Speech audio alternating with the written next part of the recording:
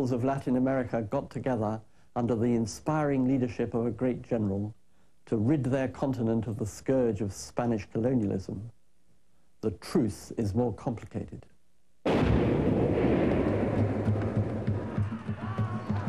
As a historical experience, the liberation of the continent was an almost unmitigated disaster.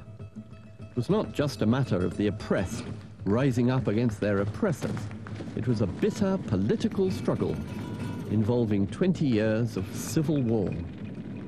In different ways, that struggle still goes on today, endlessly quarreling among themselves, with no internal or external peace.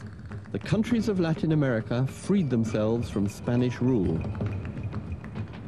But they were left weak and abandoned, immediately ready to be eaten up by the next imperial power on the scene, by Britain in the 19th century and by the United States in the 20th.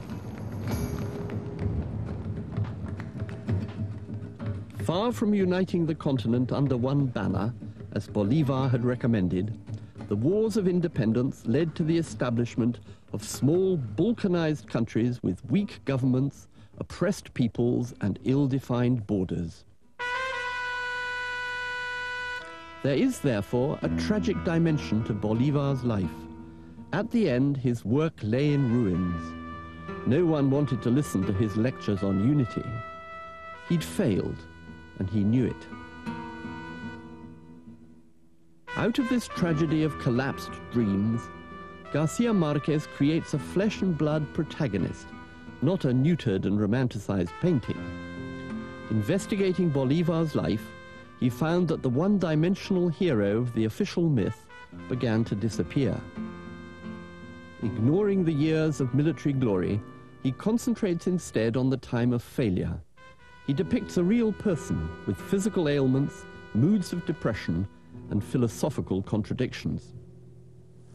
By doing so, he strips away the layers of myth that surround the politics of the independence struggle and allows the real liberator to emerge.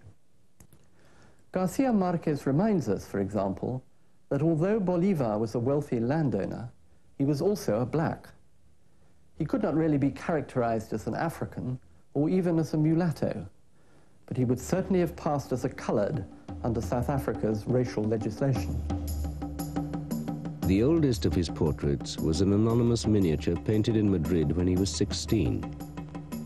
When he was 32, another was painted in Haiti, and both were faithful to his age and Caribbean character. He had a strain of African blood through a paternal great-great-grandfather who had fathered a son by a slave woman, and it was so evident in his features that the aristocrats in Lima called him Sambo. But as his glory increased, the painters began to idealize him, washing his blood, mythologizing him, until they established him in official memory with the Roman profile of his statues.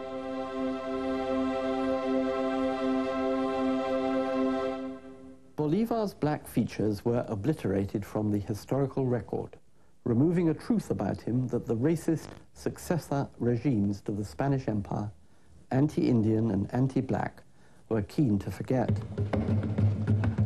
By encouraging his readers to remember Bolívar's blackness, García Marguez is trying to remind them that the Latin America of the future has to be constructed by the people who made up its past, the Spanish and the Portuguese, and the Indians, and the blacks.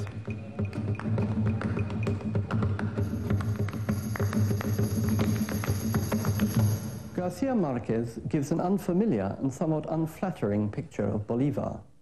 He's decrepit, deteriorated, prematurely aged. His philosophy is not a seamless web of wisdom, but a mass of contradictions created on the hoof. Not surprisingly, García Marguez has been attacked for this by people who think he's criticizing Latin America's untouchable heritage. To such people, his novel is a form of sacrilege, similar perhaps to Salman Rushdie's challenge to Islam in the Satanic Verses, though with less spectacular and horrifying results. García Marguez seems to be defying the revealed truths of a secular faith. But the Bolívar he recreates was, as a young man, a genuine revolutionary, both in thought and deed. The novelist Bolívar lived at a time of revolution in the outside world. In his remembered youth, he had had first-hand experience of post-revolutionary France. He kept Rousseau for his bedside reading. Ideas of freedom and independence were bursting out all over the Caribbean. Bolívar was to bring the revolution to Latin America, and then he discovered how to do it. Bolívar fell under the spell of Napoleon. He was present at that dazzling spectacle in the great cathedral in Milan when Napoleon Bonaparte was crowned as emperor. Napoleon's military achievements and Rousseau's social contract were to be the two major influences on Bolívar's life. What Napoleon had done for Europe, Bolívar felt he could do for Latin America.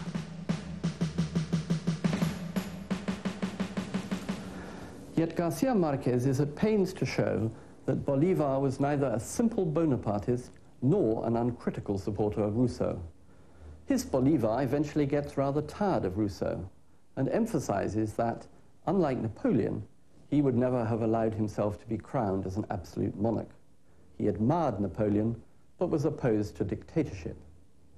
Yet, even with these qualifications, the Bolívar of García Marguez is full of contradictions. There are times when he wants the liberation and unity of Latin America so much that he is prepared to accept the mantle of a dictator. He did so, in fact, both in Peru and in Colombia. In a similar way, García Marguez explains that although Bolívar admired the philosophy of Rousseau and the pragmatism of the English, he was not prepared to import these foreign ideas wholesale into Latin America. Bolívar's first contact with England was made in 1810. At Apsley House in London, now a museum, he met Richard Wellesley, the foreign minister. He was the brother of the Duke of Wellington. Bolívar had come in search of military and financial assistance against Spain, and he spent several months in England. His association with the Duke's family meant that the British government turned a blind eye when Bolívar made attempts to recruit British soldiers to fight his independence wars against the Spanish. They formed a British legion of 6,000 mercenaries, including leftovers from Wellington's battles in Spain. Bolívar and his predecessor, Francisco Miranda, were lifelong admirers of English pragmatism and were much influenced by the advanced ideas of the English radicals of that time. Bolívar recommended the study of the British Constitution. He liked it, he said, because it recognized popular sovereignty, the division and balance of powers, civil liberty, liberty of conscience and the press, and all that is sublime in politics. Here, too, García Marguez emphasizes the contradictions in Bolívar's political philosophy. The novelist uses the voice of Bolívar not to mouth platitudes about the virtues of colonial powers, but to criticize those in Latin America who turn away from their own continent to seek foreign models. His Bolívar seeks to explain that the traditions of Latin America are no better and certainly no worse than those of Europe. Europeans believe that only what Europe invents is good for the entire universe, and anything else is detestable. Bolívar goes on to defend some of the sterner parts of his record as a military leader and to place it in a global context. During the war to the death, I myself gave the order to execute 800 Spanish prisoners in a single day, including the patients in the hospital at La Guaira. Today, under the same circumstances, my voice would not tremble if I gave the order again. And Europeans would not have the moral authority to reproach me. For if any history is drowned in blood, indignity, and injustice, it is the history of Europe. Bolívar gets angrier and angrier as he evokes the hideous slaughters of European history. On St. Bartholomew's night, the number of slain reached more than 2,000 in 10 hours. During the splendor of the Renaissance, 12,000 mercenaries in the pay of the imperial armies sacked and devastated Rome and cut the throats of 8,000 of its inhabitants. Bolivar's anger finally spills out against the Europeans themselves. He pillories them for being sanctimonious. "Stop doing us the favor of telling us what we should do," he concluded. "Don't attempt to teach us how we should be. Don't attempt to make us just like you. Don't try to have us do well in 20 years what you have done so badly in 2000. Damn it, please let us have our Middle Ages in peace."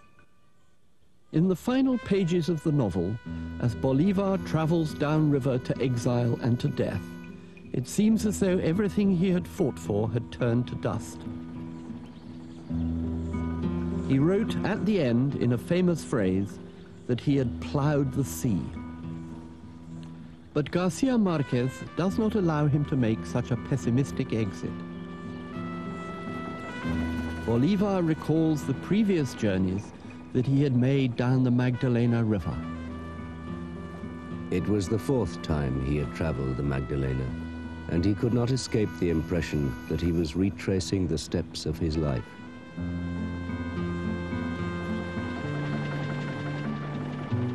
On the 3rd voyage, aboard a paddle boat, as he called it, the work of liberation had been concluded, but his almost maniacal dream of continental unity was beginning to crumble. On this, his final voyage, the dream was already destroyed, but it survived in a single sentence he never tired of repeating. "Our enemies will have all the advantages until we unify the government of America." This is the overt political message in the novel of García Marquez. Like Bolívar, he seeks the redemption of the Americas, and he echoes Bolívar's dream of Latin American unity, an essential prelude to a defense of the continent against external influence and aggression. The message comes again in a different form when General Bolívar and Lorenzo Cárcamo, an old comrade in arms, are discussing what went wrong with the liberation struggle against Spain. "We lost a world, Simón, my old friend," said Lorenzo Cárcamo. "They lost it for us," said the general. "And the only thing to do now is to start again from the beginning."